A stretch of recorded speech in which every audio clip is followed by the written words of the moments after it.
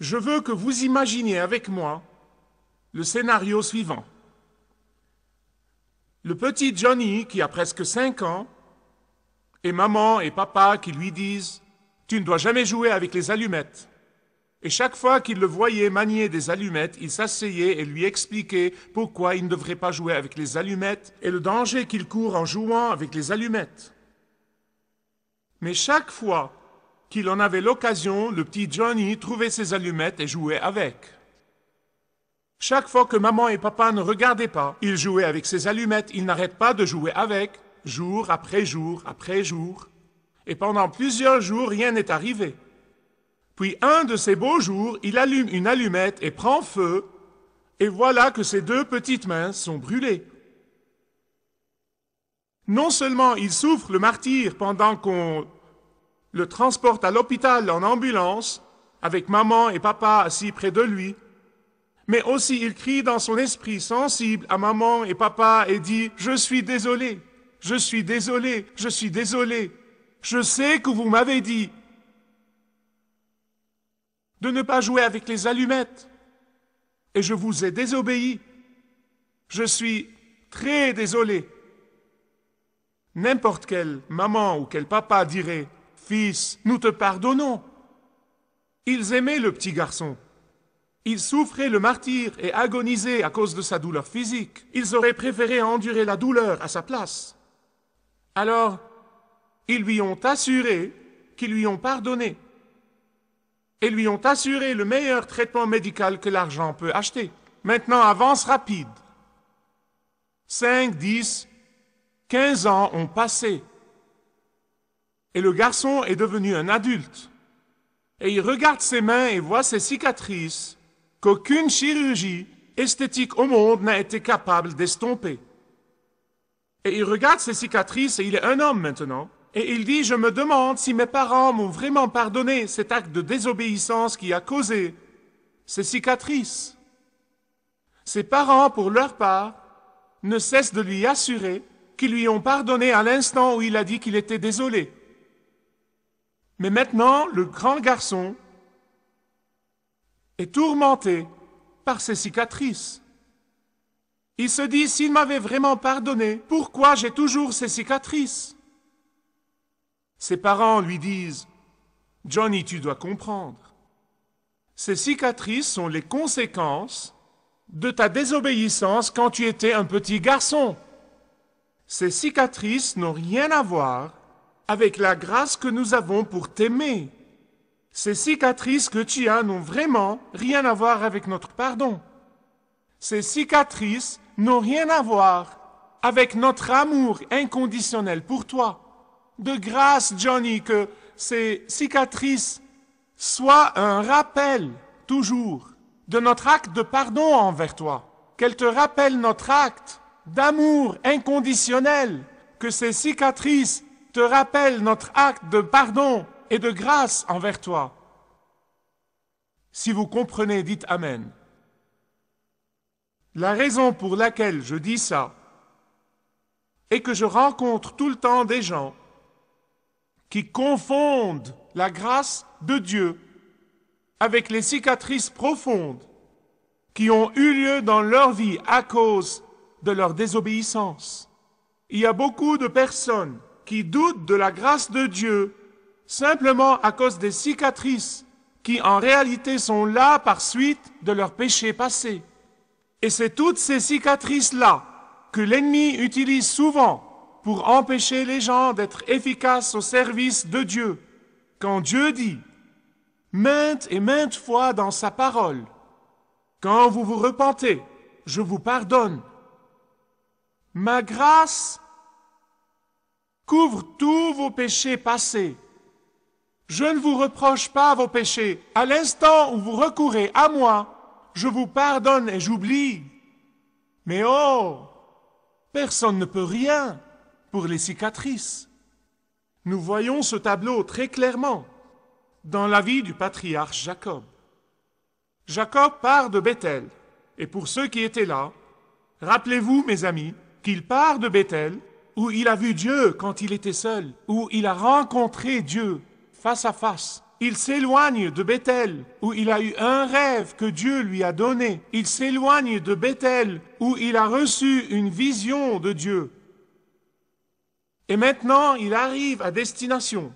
Si vous suivez cette série de messages, vous vous souviendrez qu'il a trompé son père Isaac et qu'il a pris la bénédiction de l'aîné, que, comme le veut la tradition, son père allait donner à Ésaü, en s'habillant comme Ésaü et en sentant comme Ésaü et trompant son père. Et sa mère lui dit, fuis d'ici parce que ton frère va te tuer. Elle lui dit, va chez mon frère Laban, il vit à Haran.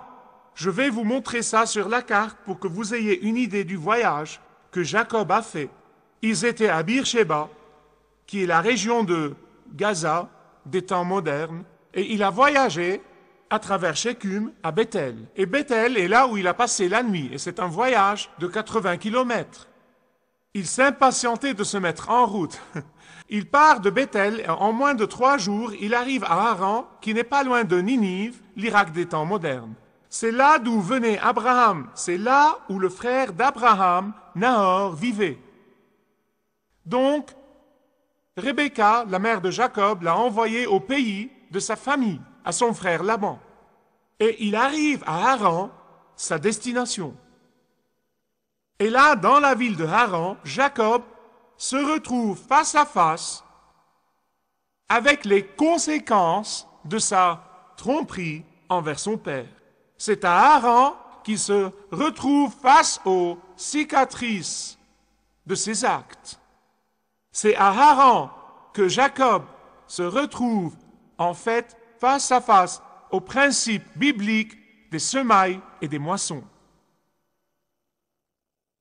Quand Jacob arrive dans la ville de Haran, il rencontre une belle jeune fille.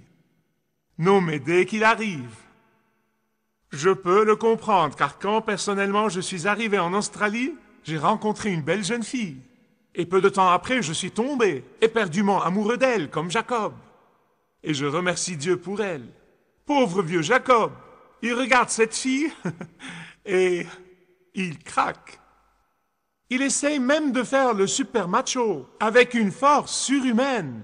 Normalement, ces pierres sur les puits sont très grandes, et il faut plusieurs hommes pour les rouler. Mais avec une force surhumaine, il roule cette pierre pour abreuver les brebis de Rachel. Vous savez comment les hommes font. Parfois, vous voyez des hommes qui manquent d'assurance. Quand ils voient passer une belle femme, ils font rentrer leur estomac. Avez-vous jamais vu ça?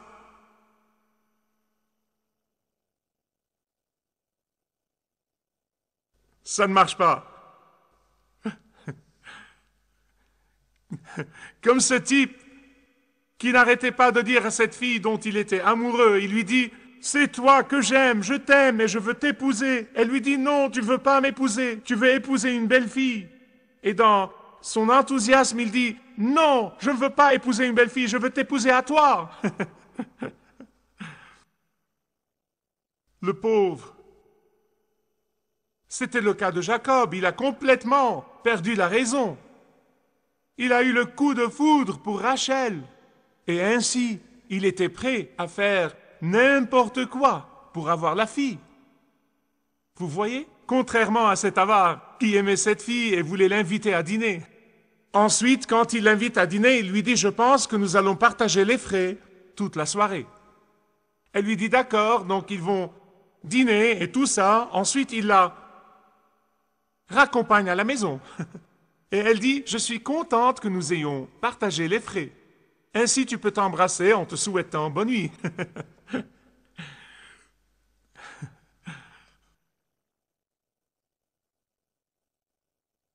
Mais ce n'était pas le problème de Jacob. Il n'y avait pas de frais partagés, je vous le garantis. Pas de frais partagés. Jacob raffolait de la fille, ne l'oubliez pas. Et il était prêt à tout faire pour l'avoir. Et vous savez quoi? Son oncle rusé, Laban, le père de la fille, le savait. Et il allait en profiter autant qu'il le pouvait. Donc Laban, dans un style de négociation subtile du Moyen-Orient, verset 15, il lui dit « Ce n'est pas parce que tu es mon neveu que tu me serviras pour rien. je veux que vous voyez ce qui s'est passé ensuite et je veux que vous le compariez dans vos esprits avec l'égocentrisme des temps modernes. Je veux le comparer à la satisfaction instantanée des temps modernes. Jacob dit, « Je suis prêt à te servir 7 ans entiers pour avoir le privilège d'épouser ta fille Rachel. » Le rusé oncle Laban saute sur l'occasion et accepte l'offre. Ah, mais faites attention au verset 20. Le verset 20 est probablement le verset le plus romantique dans la Bible tout entière. Mais les 7 ans furent à ses yeux comme quelques jours seulement, parce qu'il l'aimait infiniment. N'est-ce pas sublime? N'est-ce pas sublime? Ça vous réchauffe le cœur, n'est-ce pas? Aujourd'hui, dans notre culture pressée, nous ne prenons pas le temps d'apprécier et chérir et entretenir nos épouses. Époux, je ne peux parler que de mon point de vue, puisque je ne vois la chose que du point de vue des hommes. Je veux conclure un accord avec vous. Si vous prenez le temps chaque jour, au moins une fois par jour, les amis, une fois par jour, de dire à votre femme comme elle est importante, comme elle est précieuse, comme vous êtes heureux de l'avoir, comme vous êtes reconnaissant à Dieu de l'avoir, comme elle compte pour vous, je vous promets, vous aurez le paradis sur terre, dans votre maison. Remboursement garanti. Mesdames, je veux votre coopération là, car je n'ai pas assez d'argent pour tenir toutes ces promesses, d'accord? Je sais que ça marche. Jacob adorait Rachel, mais son père, le rusé oncle Laban, le savait, et là, l'affaire se corse. Rachel avait une sœur aînée. Et donc, la nuit de noces, après un travail dur, un travail acharné de 7 ans, sans l'aide de l'électricité, évidemment, le père Laban envoie Léa à la tente de noces, la sœur aînée de Rachel, mais pas Rachel. Donc le lendemain matin, Jacob se réveille et voit ce qui est arrivé et pique une de ses crises. Il sort de sa tente et dit ce qu'il a à dire à son beau-père, oncle Laban. Regardez le verset 25. Je veux que vous le souligniez si vous avez votre Bible avec vous, ou même si vous avez une Bible dans le banc devant vous, et vous pouvez la prendre avec vous, si vous voulez. C'est un verset très important, le plus important du chapitre tout entier. Verset 25 de Genèse 29. Jacob fait face à son oncle, maintenant son beau-père, et lui dit, « Oncle, pourquoi m'as-tu trompé ?» Waouh! On peut dire qu'il a récolté ce qu'il a semé. Il y a 3 ironies que je ne veux pas que vous manquiez. 3 ironies. Première ironie. Ésaü était censé servir Jacob d'après une prophétie de Dieu, un oracle qui dit « Le grand servira le petit ». Ésaü était censé servir Jacob. Mais voilà que Jacob sert Laban. Deuxième ironie. En ayant Léa d'abord, puis Rachel, Jacob a dû comprendre, du moins sentir, ce qu'Ésaü a dû sentir en tant qu'aîné. Ironie numéro 3. Jacob a été trompé par le père de Rachel, comme il a trompé son propre père. Le trompeur a été trompé. Le trompeur a été trompé. Que se passe-t-il là? Que se passe-t-il là?